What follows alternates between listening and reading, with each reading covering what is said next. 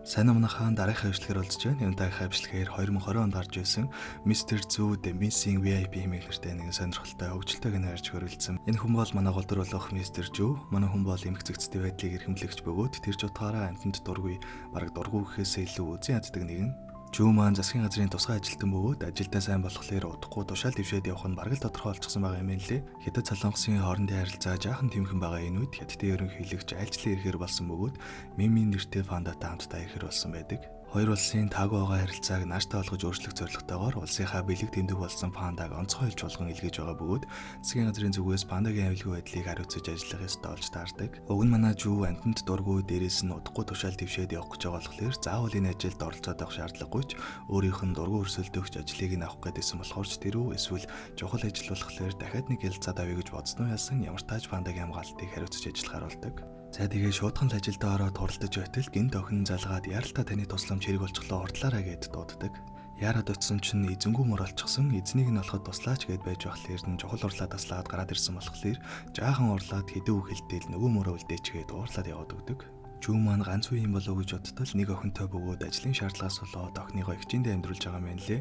За тэгээд угаасаа амтан дургүй хүн чинь юун эзнийг нь олж өгөх зүгээр л хогийн саунд хийчгээд яваад өгдөг. За тэгээд удалгүй панда жирж парк дээр хамгаалтанд нь гарч яваад маншиг гээд өмнө хамт ажилладаг байсан бүтлгүү түүтэйгээ таарлтдаг. Ер нь бол шууд утгаараа л бүтлгүүлдэ. Уулзаад удаагүй байж байснаа гинт нэг бол гаргаж ирээд энэ дээр байгаа товчийг нь дарах юм бол ойр хавьд байгаа бүх цахилгаан төхөөрөмж ажиллагаагүй болно гэж хэлж байснаа шууд дарчдаг.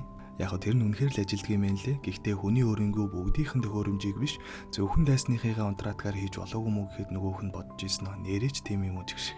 Бүтлгүү дээрээ нэмээд жаах мангар гаргаж таардаг. Үйл ажиллагаач сайхан явагдаж байтал гинт үл мэддэг хүмүүс утаад гарнаа чидэд дайралт хийж эхэлдэг. Бужигнаан тунд панда сандарснаасаа олоод зүхтаачдаг бөгөөд жүү маань араас нь дагсаар агаад очтол хэдэн хүмүүс пандаг нь аваад яг явах гэж явах үед нь тааралдаад зогсоох гэж байтал өнөө бүтлгүү маншийг туслах гэж ирснээр манай хүнийг машинаараа савж унтал нь мөрөгчдөг. За ингээд хэсэг ухаан алдчихад цэрэх бөгөөд гэрээрээ орж хувцас солилцоход буцаад гарч байтал хүр шалийн нохооны яриаг нь ойлгоод байдаг. Буруу сонссон байлгүй дэ гэж бодоод дэлгүүрээс бэлтгэл авч уугаар ортол дэлгүүртөө сандтай хэлийг хүртэл ойлгоод байдаг. Гинт амтны хэл ойлгодог болчихсон хүн чинь бүр шоконд орчихсон. Ажил дээр иртэл дарга нь юу болсон талаар асуудал манай хүн өдөөс нь би амтны хэл ойлгоод байна гэж хэлж бүр дургүйг нь хөргөснээр энэ ажиллагаанд оролцох эрхийг нь асаад төрчилүүлж өгдөг. За тэгээд ажилдаа бүтлгүүчсэн хүн эморчсон паркаар алхаж байтал панда зөв зүгээр эсэмэнд парк дотроо байж байхдаа тааралддаг. Юу ийгсэн чинь нөгөө маншигт панданы хувц өмсгөөд оруулчихсан байсан юм лээ. Альтгуу уулз хооронд л нөгөөх нь тамхи татаж байгаад хувцаа шатаагаад өхөнгө алддаг. Ийм л бүтлгүүндээ. За тэгээ цаашаа явж байгаад нэг горилтой тааралдаад санамсаргүй юм яриад үзтэл нөгөөх нь ч гэсэн манай жүүхэн хэлийг нь ойлгоод байдаг. Манай хүн зүгээр л амтны хэлийг ойлгоод зогсохгүй өөрөө ч гэсэн амтны хэлээр ярьдаг болчихсон юм лээ.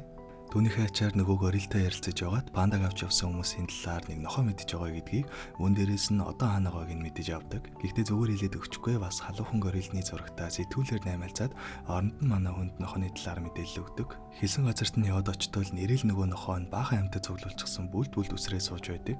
Энэ нохоог айлы гэдэг бөгөөд армийн тусгай хамгаалттай нохоо юм байна лээ. Өнөөдрийн парк дээрх үйл ажиллагаанд хамгаалтанд нь гарч исэн бөгөөд өмнөний үеэр хамт явж байсан цэргийн өмнөөсөө зүхтаачсан байдаг. Энэ нохоол пандаг авч явсан хүмүүсийн талаар мэдж байгаа болохоор хамт байсан найзуудад нь зайдас өгж анхаарлыг нь татаж аваад айлыг аваад зүхтааж чаддаг. Хэдийгээр айлыг аваад зүхтааж чадсан ч нөгөөх нь хоол ундгээд баахан юм бэлдүүлчихэд мэдээлэлээ өгөхгүй үнд ороод дээрээс нь эмх зэгцтэй байдаг гэр орныг нь бүр буулгаж тавьдаг. Яг учраа олохгүй байж байтал манай хүний охин төрсөн өдрөө тэмдэглэнэ гээд хүрээд ирдэг.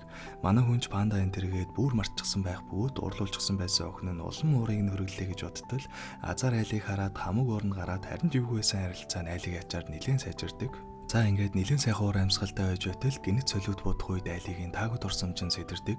Айлын маань өмнө нь ажилдаа нэлээд сайн байсан бөгөөд нэг удаагийн ажиллагааны үеэр өөрийн сургагчаа алдаж мөн дээрээс нь тэр дэлбэртнээс олоод сайн өнөртөж чадхаа болоо тэтгүртэй гарсан юм байна лээ. Солиутноос олж өмнөх дэлбэрэлтийн бараан дурсамжинд бодогдох үед жүү маань очиж сэтгэл санааг нь өргөөд өдөр нь ч ер нь нэлээд дайжгүй байсан болохоор одоо л нэг юм харилцаан сайжраад эцэст нь нэг юм айлын маань жүүтэй хамтдаа пандагийн ажилтнанд туслахаар болдог. Панда байнга усны мод идэж байх шаардлагатай байдаг учраас хулгайч нар пандаг амьд байлгахын тулд их хэмжээний усны мод байх шаардлагатай гэж бодоод сүүлийн үед их хэмжээгээр усны мод худалдаж авсан хүмүүсийг хайхаас эхний ажиллагаагаа эхлүүлдэг. За тэгээд тусдаа газар нь явж очоод тэндээс нь айлын маань үнрээр нь дагсаар агаад нэг айлын гадаа ирэх бөгөөд тэнд нь нэг мөнгөн дуртай хар ямаа мөнгө өгөх юм бол их хэмжээгээр хоолсны мод ачаад явсан хүмүүсийн машиныхын дугаарыг нь хэлнэ энэ гэж гисэн байж байдаг. Манай хоёр ч яг хуу айлыгаар сүрдүүлж байгаад машиных нь мэдээллийг олж авчгаад парк дээр ирж машигийн компьютероор хайгаад үзтэл нэг эрдэмтний зураг гараад ирдэг. Тэр хүнийг нь харсан айлыг ч гэсэн яг пандаг булгаалсан хүн мөн байна гэж таньснаар манай хоёр шууд нөгөө хүнийг хайхаар хөдөлдөг. Энэ хүн нь эрдэмтэн бөгөөд панданы нэгэснээс дахин панда гаргаж авахар ажиллаж байгаа юм байна лээ. Амжилттай болчих юм бол заавал үржүүлгийн аргаар биш өссөн үедээ панда гаргаж авах боломжтой болох бөгөөд нохоо муур шиг айл болгонд хижээж болохоор гэрийн тэжээвэр амтан болох гэж байгаа юм лээ.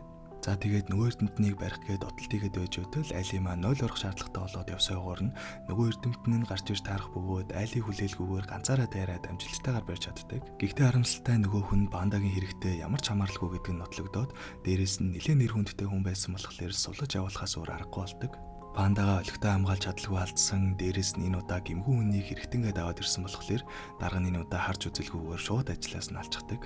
Энэ хооронд айлын маань 0 орчхоод гарч ирэх үед өөр нэг сэжигтэн хүн явж байхдаа тааралдаад нууцаар дагдаг. Уг нь бол саяны эрдэмтэн нэрэл пандаг булгаалсан хүмүүсийн хамсаат нь байсан бөгөөд яг жинхэнэ булгаалсан хүн нь энэ эрдэмтний царайтай маск зүүчгсэн байсан болохоор айлын маань эрдэмтний гэж утсан юм байна лээ.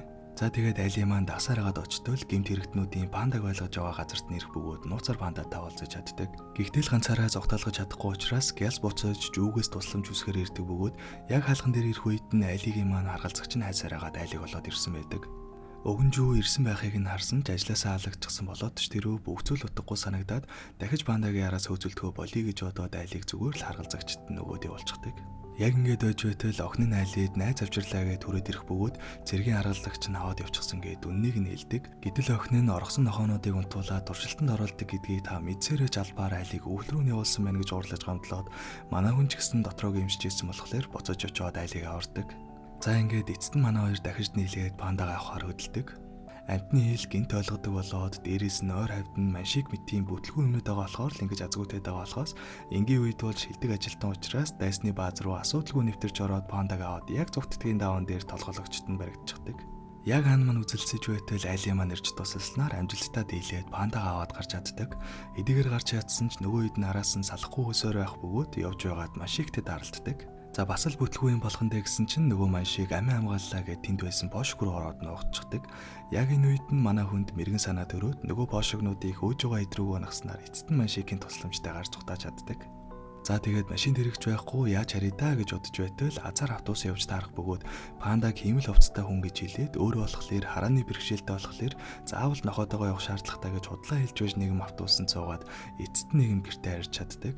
Энэ хооронд пандагаа алдсан эрдэмтэн террорист хоёр хоорондоо маргалцснаар нөгөө террорист нь эрдэмтний дэлбэлээд алчдаг. Энэ болохоор нэг жижиг улсын иргэн бөгөөд өөрийнх нь улс өндөр хөгжилтэй улсад колоничлогдчихсан юм байна лээ.